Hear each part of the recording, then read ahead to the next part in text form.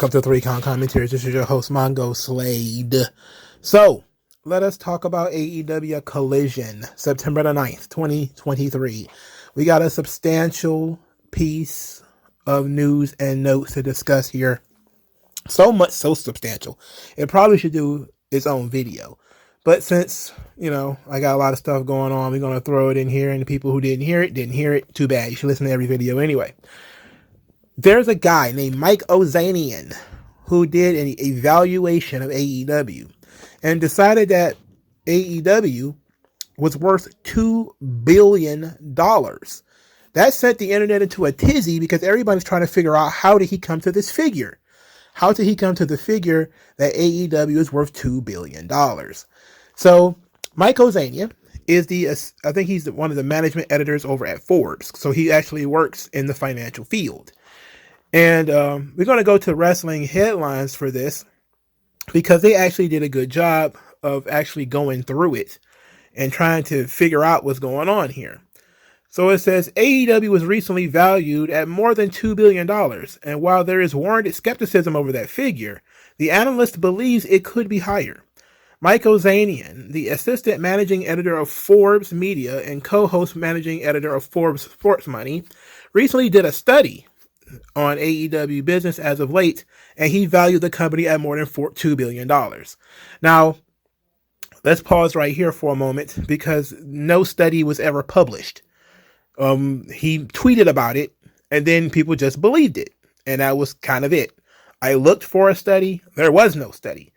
There was an article written by Mike Ozanian on September the 8th on Forbes that evaluated franchises like the Dallas Cowboys and race car franchises or whatever. AEW was not mentioned there, but they did mention how they chose to evaluate these organizations. And there is a general way to evaluate these organizations. Generally speaking, this is from the Business Owner's Playbook from the Hartford. It says, you tally the value of your assets, which means everything that you own. If you own any property, any buildings, etc., you count that in. Add up the value of everything the business owns, including all equipment and inventory. Subtract any debts and liabilities. The value of a business balance sheet is at least at the starting point for determining the business's worth. So what the business is worth is at the very least all of its assets versus all of its liabilities. What does AEW actually own? Well, they own they own very little intellectual property. If I remember correctly, they mostly let the wrestlers keep the intellectual property. So they own very little of that. They probably have a headquarters somewhere, which I think they actually share a headquarters with some of the other con businesses. So it's not like they have their own headquarters either. They own the video game. So they own some intellectual property. They own their tape library, which is probably pretty valuable at this point. But we don't know what their revenue streams are, and we don't know what their liabilities are because we don't know how much anything costs in that company. So we don't know. Then they say base it on revenue. How much does the business generate in annual sales? So this is part of what you would tally. Look at their revenue streams. Is merchandise as high as it could be? Is pay-per-view buys as high as they could be? Ticket sales, etc. All right, so they did 81,000 allegedly at Wembley in London, so that was a pretty valuable show. But they have been mostly in front of empty buildings, or at least 2/3 empty buildings, or at least 1/3 empty buildings. It depends on the market. So revenue is important. Ticket sales, action figures, etc., etc. Did the video game sell well? This is stuff that we don't know because they don't have to disclose these figures. It says use earnings multiples. A more relevant measure is probably a multiple of the company's earnings or the price to earnings ratio. Okay. It says do a discounted cash flow analysis. The discounted cash flow analysis is a complex formula that looks at the business's annual cash flow and projects it into the future, and then discounts the value of the future cash flow to today. I'm guessing this is for inflation purposes. And it says, go beyond financial formulas. Don't just base your assessment on the business's value on number crunching. Consider the value of your business based on its geographical location. In addition, consider its potential strategic value to a would-be acquirer if there are business synergies. And I think this is where he gets the bulk of his valuation for AEW. Considering AEW is a wrestling promotion and is a solid number 2 wrestling promotion in the United States. So strategically, it's in a good position in terms of where it is in the marketplace for wrestling promotions. So I would imagine this is where we kind of get into the AEW's worth a lot, because it's a solidly number 2, well-funded wrestling promotion that has a solid fan base. And that's probably where a lot of the valuation of it being skyrocketing being. Then we continued through wrestling headlines. It was noted by Dave Meltzer of the Wrestling Observer newsletter that this figure sounds very high, and others are skeptical as well, but Ozania might not be too far off. We noted before how WWE stock recently dropped due to concerns with the UFC competitor PFL receiving a $100 million investment from the Saudi Sports Investments, a company launched by Saudi Arabia's Public Investment Fund. It was recently revealed that PFL was in talks to buy Bellator, which was valued as much as $500 million. Based on this figure, it could be assumed that AEW is worth double. And then Meltzer says, quote, we all, those skeptical of the $1 billion number for AEW, if Bellator's sale is talking about $500 million, there's no way AEW as a franchise isn't far more than twice as valuable. Well, Bellator never really got off the ground, but just because somebody's willing to pay $500 million for it doesn't mean that's really what it's worth. So this, what we're talking about here is what Khan could ask for if he wanted to sell it. You know, not what the company is actually worth.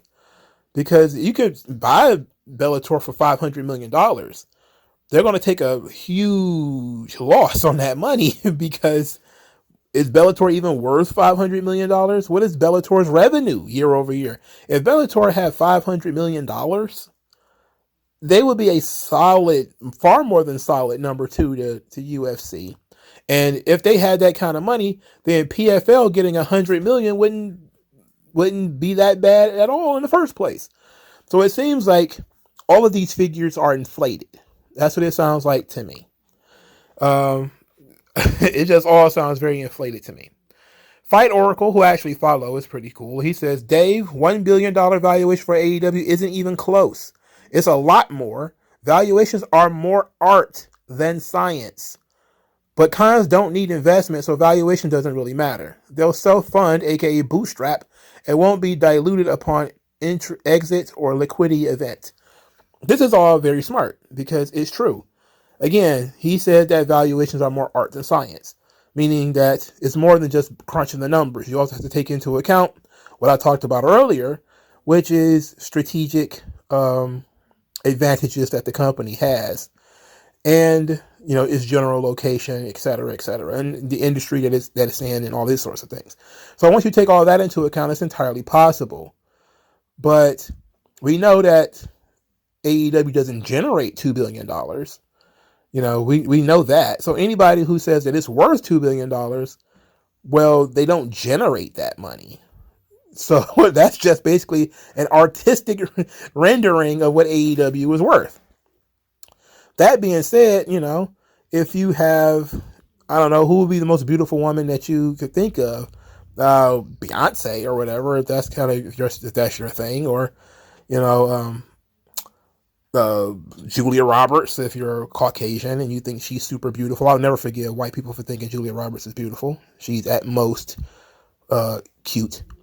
Anyway, if you see them drawn in a way by certain artists, they could look more beautiful than they really are. Or they could look uglier than they really are, depending on the artist and the techniques that they used. So they're saying basically AEW is pretty much the same thing.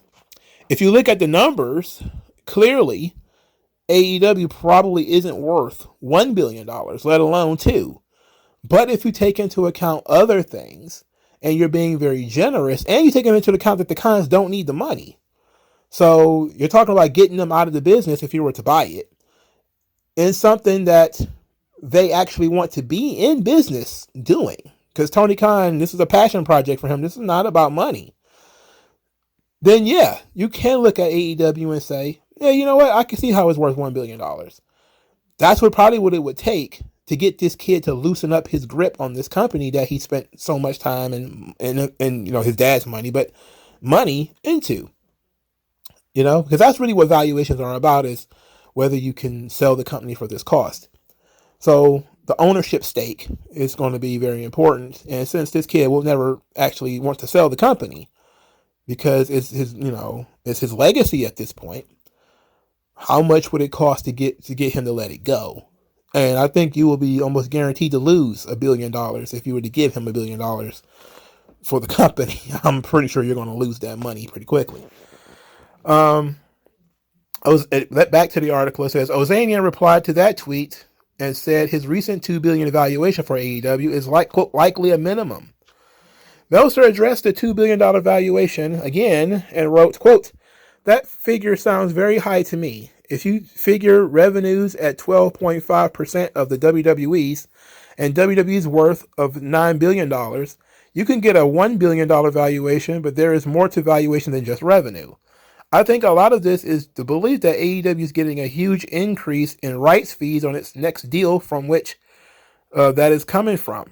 But I don't count on anything until the deal is finalized. I wouldn't assume anything on that deal until it's completed with the rapidly changing nature of the television industry today." This is actually very smart for Meltzer. For starters, AEW has been on this, I think they got a little bit of an extension, but they've been on their initial contract, I think, this entire time. Where is the extension, by the way? They got a new show. They got 2 new shows, but no huge contract extension. Where is it?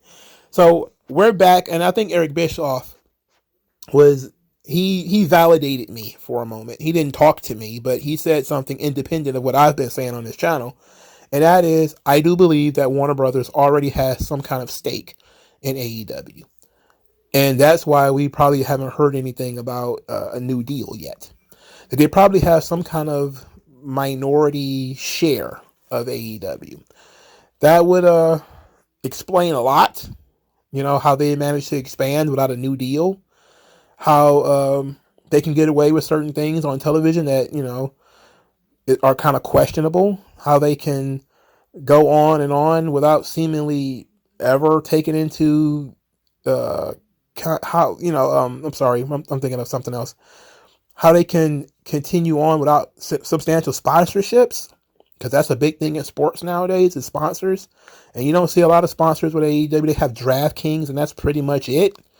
Even their commercials are mostly commercials for other AEW projects or other TNT-based shows, or basic commercials for national brands, nothing specific. So that's something that you could take into, and of course, cable TV is suffering as it is. So all of that stuff is, important to look at. AEW President, CEO, General Manager, Head of Creative, God King Tony Khan, who said he is not interested in taking the company public at this time, recently spoke with a Hollywood Reporter and mentioned how he has received billion-dollar offers for AEW. Khan was asked if he has any target for when he wants AEW to turn profitable, or if he had anything else to say on the matter. Khan said in response, "I typically talk about how I reinvest a lot of the money. I have reinvested a lot of the money we gross in this business. Last year, we grossed over $100 million. This year, we'll gross far more than $100 million. We'll see where it ends up, but last year was $100 million. This year is going to be a lot more with the video game revenue, Wembley revenue, and the addition and weekly Collision show. So our grosses will be far higher this year, and I've reinvested much of the money we've grossed back into the business. I'm still working off the original investment into the business, but have not had to put in more. And then we are reinvesting money to grow it as an international business. We've launched the video game, expanded the TV calendar, expanded the pay-per-view calendar, and the merchandising." So this is Tony Khan admitting that he has not made back that $100 million. A $2 billion company is being valued at $2 billion. Where a recent interview with Tony Khan says, I haven't even made back the $100 million yet. So how did we get to $2 billion? Well, clearly we've been talking about that the entire time, and that he's taken into account other things. So he said that he has not had to put in more money since the initial $100 million investment. I question that, mainly because they have had to expand the TV product. So that means unless the 3 television shows were planned when you launched it, you had to put in more money. Now, the video game, you could say, well, we was planning that from launch. Okay, fine. But unless you were planning 3 television shows, 2 of which are live television shows, unless those were planned when this thing launched, you've had to put more money out. The video game went over budget 2 or 3 times. You telling me that you prepared in year 1 to go over budget on the video game 2 or 3 times? Get the fuck out of here. CM Punk, you mean to tell me that you accounted for CM Punk in 2019? That his hefty contract and that maybe the legal situations that he would get you into, you took that into account in 2019? I don't think so. I don't think so. The expenditure of spending money on Wembley Stadium or an Arthur Ashe Stadium, you took that into account in year 1? I don't think so. So Tony Khan's clearly full of shit, right? But to what degree we'll never actually know, because he doesn't have to open up the books. Continuing, Khan continues, we have a valuation of, well, people have approached me with billion-dollar offers. So the company has grown. I'm not turning over huge cash profits, but as we approach the new media rights renewal, that is really the key, not to only to weekly profitability and cash flow, but also another large multiplier on top of the business valuation.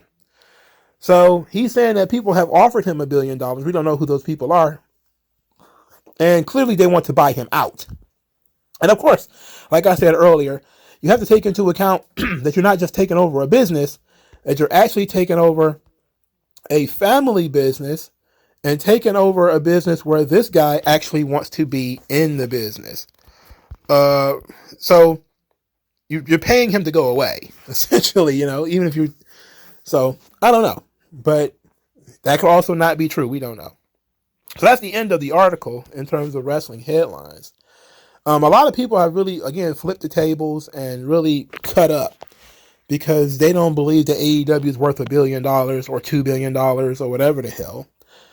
I, on the other hand, I'm on the fence because I actually took the time to actually learn how these valuations happen and how they occur. And I can see how you can get there. I don't think that it's likely that it's worth $2 billion. But I do think that if Tony Khan wanted to sell it, he could easily ask for $2 billion. Mainly because if you offer him $500 million, he could say no because he doesn't need it. He doesn't need the money. He wants the company. He doesn't want the money. He wants the company more than the money. And since it's a private business, he doesn't have to ask to anybody else. If somebody walks up to Vince and says, we want to buy WWE for $8 billion or whatever, as a public business, he had to think about the shareholders and stock price and all that kind of stuff. He had to do the right thing by them. AEW doesn't have that problem. Tony Khan, you can offer him $100 billion, he could say no. And people will be like, "What is he crazy?" It's like, well, no, because as a private business, he's a private business owner. He wants the business. He doesn't want that money. And as we've seen, he doesn't care if he doesn't make that money back. He just wants to have his passion project go forward. And so I see how we got to $2 billion. But I still want to see this study, and maybe it will come out eventually. A paper will actually be published, and we'll actually see how he came to this $2 billion valuation. But in any event, AEW fans are very excited, while people who are some people who are WWE fans are very, very negative against this. Posting that, these buildings are empty, nobody's buying the action figures, the video game flopped. How is this thing worth $2 billion? It's like, well, you're not really thinking very hard about this situation. You're looking at the numbers, when this situation is certainly more than numbers, because the company was started with more than numbers in mind. The company was started with, hey, I want to have a Pepsi to Coca-Cola. I want to have a Burger King to McDonald's. That's what I want to do. And that's what he's been doing. And he hasn't thought about it that much from that point forward. Now, he, of course, tries to make it seem like AEW is number one and all this kind of stuff. But as of right now, he's looking at it being a solid number two in a strategic position in the wrestling marketplace. So if you want to be in the wrestling business, you're going to have to invest a lot of money to get Tony Khan out of it. Now, I would imagine Bellator has been sold 3 or 4 times over. But you're also talking about something that I believe is now owned by a conglomerate, and they want profit out of the thing, even though I don't think Bellator has probably ever made a profit. So we're going to have to take that into account. Okie dokie. That's just one part of our news and notes segment. The second part of our news and notes segment is not nearly as fun. Actually, Santana and Ortiz are arguing on Twitter. So Santana put out a video recently where he talked about going it alone. There is no more proud and powerful. He's doing his own thing. And he's not dealing with any crutches or anything like this from this point forward. It's going to be just him, solo dolo, as it always should have been. That's just me summarizing the videos he's put out there lately since his return. This led to Ortiz to respond. Ortiz says, "What a way to find out years of having your back meant nothing. Good luck without your, quote, crutch. Just remember it helped you walk for the last 14 plus years. Hope your legs are good. Thank you for being honest for once, but you couldn't say it to my face. You know you still can, right?" So at that point, Santana copped an attitude and decided to go at Ortiz on Twitter. Now, matter of fact, let's go into it first, and then we're gonna talk about it a little bit. So, Santana's response. He says, "Wow, first thing you said to me in 14 months. No text, no call. No, I hope your recovery has gone well, but of course paint me to be the bad guy like you've always done. Guess you forgot about our last conversation about this. Either way, I'm happy. I hope and pray the same for you." So there's people who think this is a work. That Santana and Ortiz are they're building a feud on Twitter, which is dumb, by the way. It's dumb to have Twitter feuds and bleed over into television. Secondly, this was not mentioned on television. So I don't think Santana's promo was even mentioned on television, unless it was on Rampage, and I don't watch Rampage, so it's entirely possible. I don't think these guys were mentioned on AEW television at all. All right. So what's the feud? So, but the reality of it is that months and months and months ago, Conan basically said these guys don't talk to each other anymore. They're not partners anymore. They're not friends anymore. They don't talk. And somehow people forgot about this, because this is the first time it's been mentioned on television that Santana and Ortiz are not friends. Even when Santana returned. And this was mentioned by most people who were paying attention. When Santana returned on, what was that, Dynamite? Leading into All In, he had no interaction with Ortiz. No dap, no hug, no fist bump. They didn't even look in each other's direction. All right? These dudes are not friends. I don't know why people think this is a work. If this is a work, it's a damn good one. I'll put it out there like that. If this is a work, it's a really good work. But I don't think it's a work. It's very bizarre that there are people who are, taking sides in the issue without us knowing what was going on. Like, neither one of them has spoken on this publicly, so we don't know what's going on. I don't see how you could take sides. I have always been more of a Santana fan. I think he takes the business a little bit more seriously. I think he was a better promo. I think he was more charismatic. I've always liked him more of the team. But in terms of their arguments about who is doing what or whatever problems they might have, I don't know what's happening. Can you begrudge Ortiz for moving on with his career because Santana was hurt? No. That shouldn't be the problem. You can't begrudge one guy for keep going because the other guy is down. But if he wasn't, there to, make sure his homeboy was okay, I can see how you might get an attitude about that. See why that might upset you.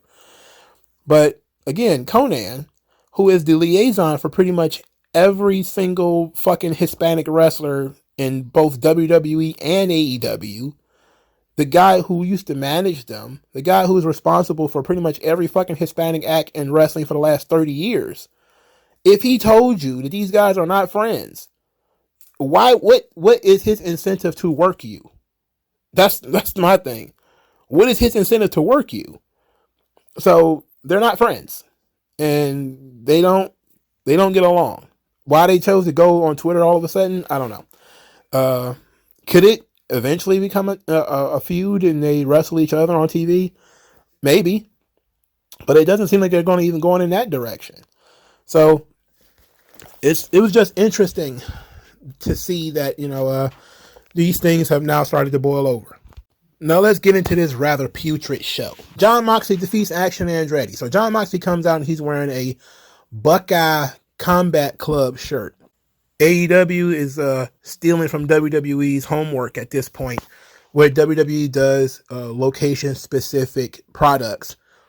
It's smart business, so I'm not saying it's like a bad thing or anything like that, but they really thought about that and did Buckeye Combat Club. It was very interesting. He should not have been the only person wearing it, but very nice, very smart on their behalf.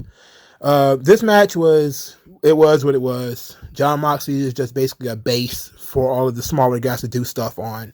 He had to save Action Andretti twice, as Action Andretti did like a moonsault. He did like a springboard thing, and he was completely out of position. And so Moxley had to slide in position to save him. He also had to slide in position to save him again at a different point later in the match. We were all just happier when Jon Moxley choked this kid out. Poor Action Andretti. Look, let's talk about this, because this was been an open challenge match. Maybe not. Maybe not the open challenge idea. It's no good. And it's basically the same damn thing that Orange Cassidy did. He's going to be the same champion Orange Cassidy won. Ugh. Like I said, poor Action Andretti. The guy came out the box, beat Chris Jericho, and has done absolutely nothing since. And now he's become a laughing stock in this company. It's real sad, because he's a young guy. He should have been built up slowly, probably in the tag team division. And then, whatever division they was going to put aside for the young guys, which is, I've noted that there is no division for the young guys in AEW. If you're a younger talent, your ass out. At least WWE has NXT for some of the young talent. And then they may have the U.S. title picture. And maybe, at certain times the Intercontinental Championship is for a younger guy. Usually not, but sometimes. But AEW doesn't have any area where a young guy can flourish. Trios, maybe? I don't know. But they typically put more established talent on top. And they really don't have a lot of room for guys to grow. So Action Andretti is kind of stuck in that situation. Next, Roderick Strong. This was actually very good. He talked about his friendship with Adam Cole lasting for 14 years. They were brothers, and it hurts for him to hear Adam Cole call somebody else his brother. And he hasn't changed, but Adam Cole has. Then he said, being alone hurts. It really hurts him that Adam Cole is not there with him. But he's going to win that world title, beat MJF, and get his old friend back. This led us to Roderick Strong versus Darby Allin. Roderick Strong's shirt now says Neck Strong, which I'm not sure how I feel about that. Neck Strong. Nigel McGuinness Called him a neck health advocate. Everything about Roderick Strong is actually fucking entertaining. I'm not gonna hold you up. The silly glasses that he started wearing, the fact that he walks around in a neck brace, all of this stuff is very good. I don't know who came up with this. Whoever it is, you're a fucking genius, because you managed to make Roderick Strong, who was for a long time one of the most boring guys on planet Earth, you made him very, very interesting without changing him that much. And so I'm there. You got Roderick Strong over with me. Unreal. I was not expecting that, but I'm a fan of characters. I'm a fan of story. They got both here. This is good. So he's wrestling Darby Allin. I don't know who. I think Darby Allin beat Nick Wayne. Yeah, he stomped Nick Wayne on his head and neck on Dynamite. Roderick Strong, don't remember who he beat. Oh yeah, the other guy with a broken neck, Trent Beretta. So Luchasaurus assaulted Darby Allin backstage before Darby Allin's match. He put him in a backbreaker because Darby Allin has a broken back. If you haven't heard. In any event, Christian Cage said that Darby Allin not only will not be the TNT champion, he won't even be any champion at all while he is still in AEW. So then Kevin Kelly, oh my God, he is so bad. He's so boring. He starts talking about how Christian Cage will never be as loved as Darby Allin, and that's eating at him. I'm like, I don't think Christian cares about being loved. I think Christian cares about being a champion, and he doesn't like Darby Allin because apparently he's a human orphanage, and he just picks up random stray children and starts taking care of them. In any event, Darby Allin continues to fight. Nick Wayne comes out there to motivate him, and so Nick Wayne is out there along with the Kingdom. They're out there too. And the crowd is chanting, Adam left you at Roderick Strong. And he actually starts to play into it, which was very good. The problem with this match is that Darby Allin was getting the shit kicked out of him, which is usual for Darby Allin.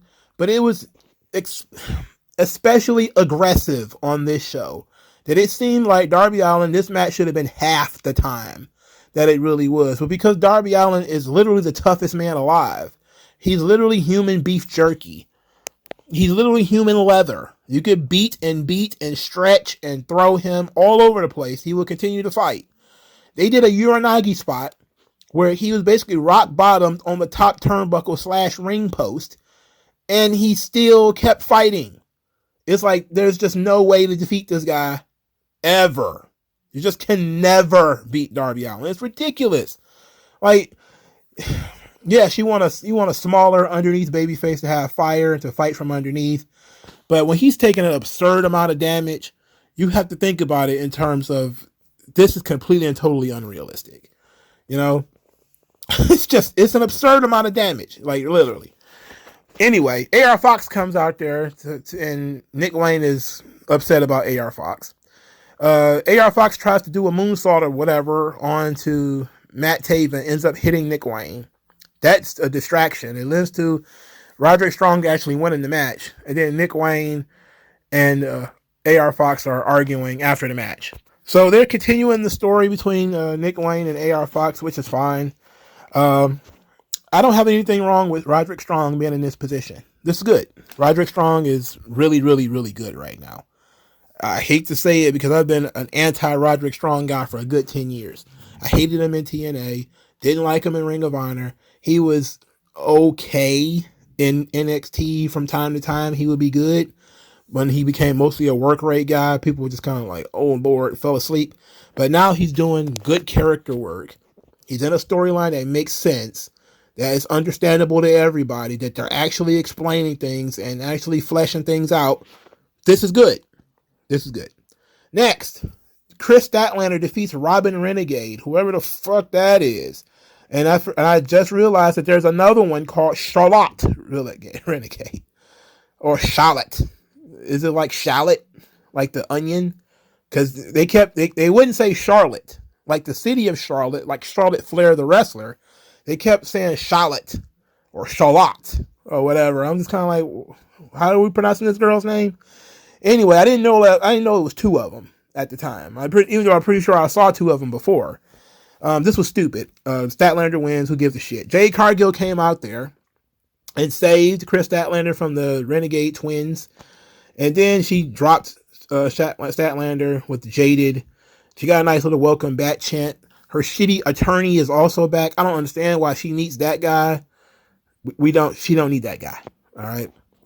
Jade Cargill's return. A lot of people are surprised. Oh, my thing was I always knew she was coming back. All that stuff about her not wanting to come back, her not wanting to be in the wrestling bubble, all that horse shit. I knew all that was going to change, especially since recently she came out and said that she never wanted to work anywhere else. Tony Khan treats them like human beings. They love her so much, yada, yada, yada. I knew she was coming back. So she's going to come back to wrestle Chris Statlander again. I don't think that's the smart move. I think she should be wrestling for the world title. That's what she should be doing. Why is the TBS title a division she can't outgrow? For starters, she needs to be working more longer singles matches anyway, but she certainly needs to get away from Chris Statlander, because unless she's going to beat her, which she's probably not, move away from that. And remember, I think a week or so ago, I talked about Britt Baker needing an opponent, somebody that she can work with, somebody she can build stories with. Here's one, Jade Cargill, right here. We could be doing a Britt Baker, Jade Cargill, who's the baddest bitch, who's the female franchise player of AEW. We could be doing that storyline right now. Instead, we're doing Britt Baker's in the middle of another Fatal 4-Way match, which is like the 8th one this year. And Jade Cargill is going to wrestle for the TBS title for the 29,000th time. Who cares? Saraya and Ruby were backstage with Renee Paquette. They talked about how Toni Storm conveniently forgot that she cost Ruby the title. And then said that Ruby said that she ain't forgot that one of her best friends screwed her out of a championship. And then Saraya said that Toni ain't with it. That Toni ain't with it. She's crazy. She's putting mayonnaise all over her face. And then she said she needs to smack some sense into Toni. And she's going to stick that shoe where the sun don't shine. And then, of course, they started talking about how she's going to go into Grand Slam as the women's world champion. She needs to drop that belt immediately. She needs to drop that belt immediately. I don't care. In a perfect world, she would drop it to Jade Cargill. But, we're not in that perfect world. We're not in that reality. Toni Storm doesn't need it right now. Her character is based off her not being the champion. So that's good. She can feud with the Outcast without the title and then work her way back around. Britt Baker is probably not the right choice. Shida, come on. Get the fuck out of here. Everybody forgot Shida exists. I don't even know who's in that Fatal 4-Way, but I'm just guessing. It's the same people that's been in these Fatal 4-Ways forever. Moving on. Claudio Castagnoli and Eddie Kingston. This was very unclear. Although we do finally understand why Eddie Kingston does not like Claudio. He said that Claudio was judgmental and left the Indies without, quote, doing business, and then went to the land of make-believe. Claudio says that they talked about how they were friends. And then Claudio met Eddie Kingston's family and his parents. And then Claudio says, I'm the guy your parents wish you were. So Eddie Kingston then challenged him for the Ring of Honor world title. But then says, I'll do you one better. I'll put my New Japan strong belt on the line. And Claudio says, under one condition. I want your respect. You owe me a handshake. So when this is over, you're going to shake my hand. And I left this thing understanding why they're feuding, I guess. But still kind of saying, is this title for title? Is it not title for title? What stops it from being title for title? New Japan not wanting Claudio to be the strong champion? I don't know. Like, why would you have the 22nd most important champion in New Japan beat your Ring of Honor world champion? Why would you do that? Because that's clearly what's going to happen. Grand Slam is in New York, right? Kingston's from New York. That means he's going to win. That's what AEW does. They put the hometown guy over. So instead of having Eddie Kingston win the Ring of Honor world title, which is probably the smarter play, is to have him be a double champion, they're going to just have Claudio lose to put over New Japan's title and denigrate the Ring of Honor title. That's stupid. I'm sorry. It's dumb. Unless it's title for title, this is stupid. It's for respect. I want my handshake. Fuck. Who cares? Why would you want a handshake from Eddie Kingston anyway? It's probably all greasy and got like a cheesesteak and donuts and shit all over his fingers. And he probably got hands like Ren and Stimpy or something like that. Just shake my hand, Claudio. I'm wanting to shake your hand. Probably wipe his hands on his shirt. He's like a mechanic or some shit. Come on. Third, Bullet Club Gold defeats Gravity, Aerostar, and Dios del Inframundo, who is Drago, all right, from Lucha Underground. I gotta admit, I haven't seen Drago or Aerostar in literally months. Probably, this is probably the first time I saw Aerostar this year, if we're being honest. And it might be the first time I saw Drago in forever, too. I don't know why his name was Dios del Inframundo. Maybe it's because AAA owns the name Drago. Don't know. But all I know is they kept, if we could have took a Kevin Kelly Lucha blog counter, how many times he dropped that man's name in this match alone, we would all have been drunk if we took shots every time he mentioned Lucha blog. Speaking of Lucha blog, we see why he was getting put over through this whole entire thing, this debacle. It was because Tony Khan tweeted at him how he used to follow Lucha blog when he was a poster on various websites and he wanted to learn about Lucha Libre. He went to Lucha blog. So he needed Lucha blog to find out who Aerostar and Drago were, even though they were on American television. Come on. My boy Gravity is back with the moonwalk. It was great. Absolutely fantastic, hilarious stuff. Bullet Club Gold, they get on my nerves. Juice Robinson is on my television. Get the fuck out of here. Collision Cowboy of the Month. I wanted to fight everybody within arm's reach in order to just thump Juice Robinson across the nose. I cannot fucking stand this guy. Andrade was watching this match, but I was unsure whether he was liking what he was seeing or whether he wasn't liking what he was seeing. And I was even more confused that he's not involved with the Roosh and the LFI. Why is he not doing that? Why is he watching this? Is he impressed by Bullet Club Gold? I don't get it, nor do I care. But we were in this situation, and at least Andrade is back on TV. It is what it is. Bullet Club Gold won, of course. The Lucha guys are always brought in as jobbers. So that woman, who doesn't have a name apparently, cut a promo. It's CJ Perry, the wife of Miro. She talks about her husband leaving her and wouldn't come back until he won gold. And she just wanted to help him and to help him become champion again. But if he wants to go down this path alone, then fine. She's going to find her own path. And she's sat on the sideline for 2 years, racking her brain, tearing herself apart, trying to figure out what to do next. And she says that she was once the coldest manager in wrestling, and she might wants to do that again. Unclear. Is this she wants to be his manager, or she's going to manage someone else? Is this going to be where CJ is going to end up managing Hobbs? Is that where we're going with this? We're going to relive the Lashley storyline here? Because if that's the case, you can't blame it on Vince loving cuck angles anymore. Right? You can't do that. In any event, I'm fine with Lana CJ being there. But let's be clear about where her role is. She's going to be a manager. Okay, is she going to manage Miro? Is her job going to be to win Miro over, to help Miro win the championship so he can come back home? Like, I didn't get that feeling out of this promo. I got the feeling that she was going to do her own thing. She said she's going to have her own path. What does that mean? You know? I don't know. But this is her first promo. I guess we got time to figure it out, but at least she's here. They haven't dropped it. They haven't forgotten that she was involved. So that thing happened. I was spitting angry at the Dark Order being on my show, though. I couldn't take that. I was very, very angry. The Acclaimed World Tour of the United States continues with... they're on a world tour, but it started in London. But everywhere else is literally the United States. So there you go. Phoenix defeated Angelico. Angelico was on television again. Phoenix, who got his brain cooked just 2 weeks ago, is back now. He's perfectly fine, and he defeated Angelico. Well, great. That's just great. Who cares? FTR, they're back. Cash, we talked about they beat everybody, but who's next? Dax says they should be in the main event of Collision. He doesn't like the idea that they're not on Collision, and says that he wants to have a tag team challenge. Any young team that wants to step up, they will fight them next week. So again, open challenge. They're so lazy, it's nothing but fatal four-ways, tournaments, and open challenges. This is shitty booking. All right?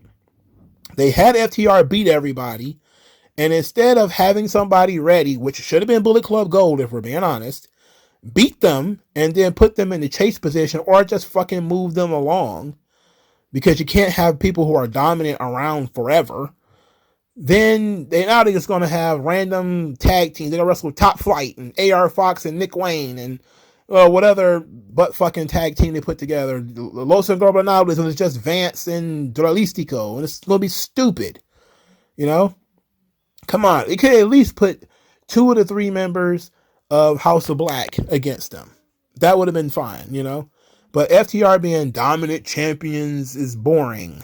It's no good without CM Punk being there. Sorry. Speaking of CM Punk not being there, I did notice that a lot of people was upset that CM Punk was fired.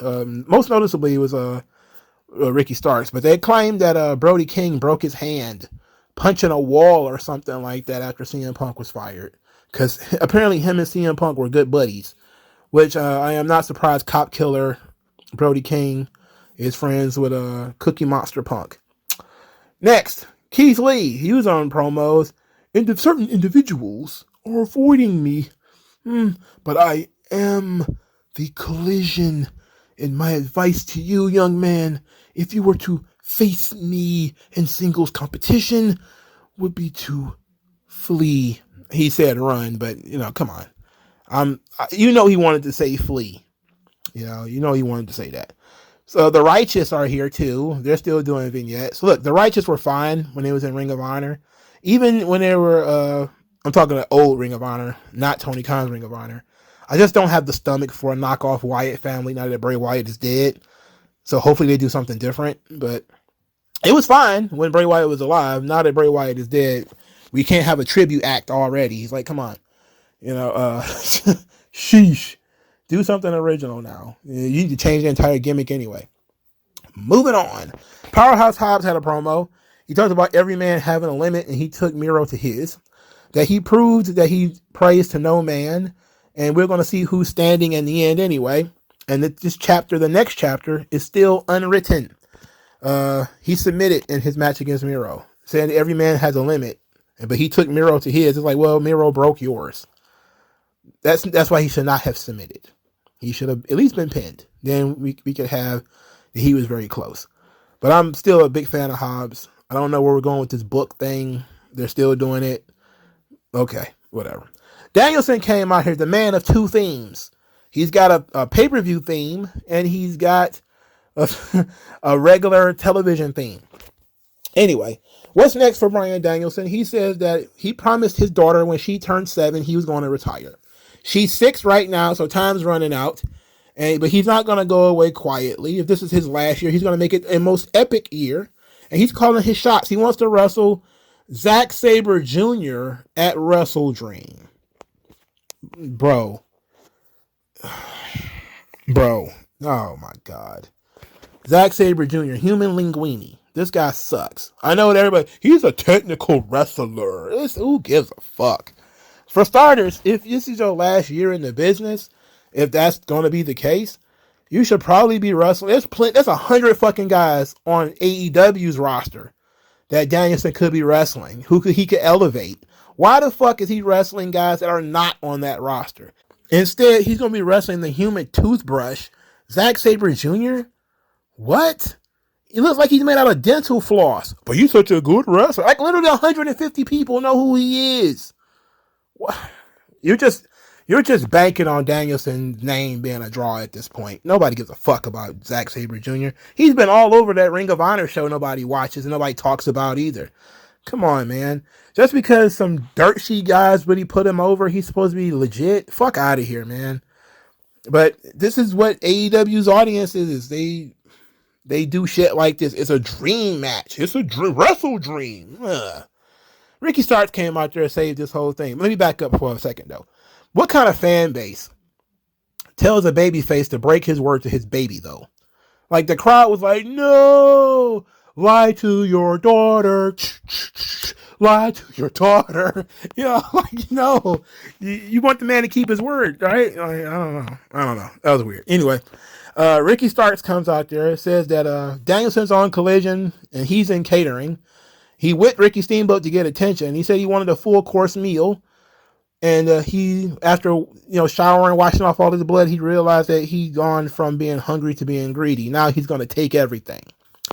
Danielson said, yes, thankfully you came out here. Should listen to me. In the Blackpool Combat Club, which apparently he's still a member, because I haven't seen him with them in a long time, he said that they have an ethic. You have to bleed with us in order to join us. He was about to offer Ricky Starks a spot when Big Bill decided to cave his shit in. So then Big Bill and Ricky Starks decided to beat the shit out of Bryan Danielson. Moxley came out there. He got beat up too. Then Ricky Starks strangled Bryan Danielson into unconsciousness with a t-shirt and left him laying there while I was dancing around him doing yes, yes, yes, which was great. That was fantastic, by the way. So this thing is not over. It's going to continue. Also, Big Bill will be wrestling Jon Moxley on Dynamite. They're doing that match immediately, by the way. And, of course, Moxley's going to win that match. Who thinks otherwise? If this ends with Ricky Starks beating Bryan Danielson and winning the international title from Moxley, it will be worth it. If it ends with Starks losing to Danielson again and then losing to Moxley, this will suck. But we got more things that are not clear. Is Moxley a heel or a babyface? When he was fighting Orange Cassidy, it was kind of like he was trying to be a tweener. He wanted to put Orange Cassidy over, but he also wanted to cave his head in with various weapons and things. And then he was also kind of mocking Orange Cassidy too. And then he was wrestling Action Andretti, who's a babyface. He beat him up. And now he's saving Danielson, who is a babyface. So is Danielson, and Danielson's clearly a babyface, right? But Claudio is a heel and Yuta is a heel. So what is this? What is this? Does it matter anymore? We're going to have no babyfaces and heels. It's a cure for the common show. Anyway, main event of the evening, Samoa Joe versus Pentagon Jr. Penta El Zero Miedo. That is his new chosen name. And Samoa Joe wins with the submission hold. It was what it was. Fine. Samoa Joe versus Roderick Strong this Wednesday. The winner will wrestle MJF. You can't go wrong. You got two really good stories there. This is very good booking. Two really good stories. Samoa Joe has a personal beef with MJF, and their personal beef could play out in Arthur Ashe. Or you could have Roderick Strong and his beef with Adam Cole, which by proxy is through MJF. And he could, with the stories that he's been telling, actually fight MJF and Arthur Ashe, and that would be good too. You've set up two really good challengers. Neither one of them are really credible, but at least it's two really good, well-booked matches. Unfortunately, you've put him in a position where there can only be one. So that means there needs to be a twist in this story somewhere. Either there's going to be a twist in the Adam Cole Roderick Strong thing that's going to take Roderick Strong off the MJF feud and put it into the Adam Cole feud, which is entirely possible. Therefore, he would have to wrestle Adam Cole at Arthur Ashe, which seems to be the next option. If you were telling the story, and you've been telling this story so far, the only way to explain why Roderick Strong is not wrestling for the title is that he will be wrestling the guy, his best friend, Adam Cole. So that means that something's going to have to happen where Strong is going to want to fight Cole. At least because MJF's already wrestling. So that's the only option we got. So that would be fine. I'm really interested in how they plan to do that, which would mean Samoa Joe is going to win, but I thought Samoa Joe would win anyway. If Samoa Joe doesn't win and you go with Roderick Strong, how do you spin Joe off of that feud? How do you get Joe out of this feud with MJF into a feud with somebody else? I don't know. So that means Joe has to win, and Strong is going to get pulled over into a feud with Adam Cole. All right. End of story. Thank you guys very much. I'll talk to you guys later.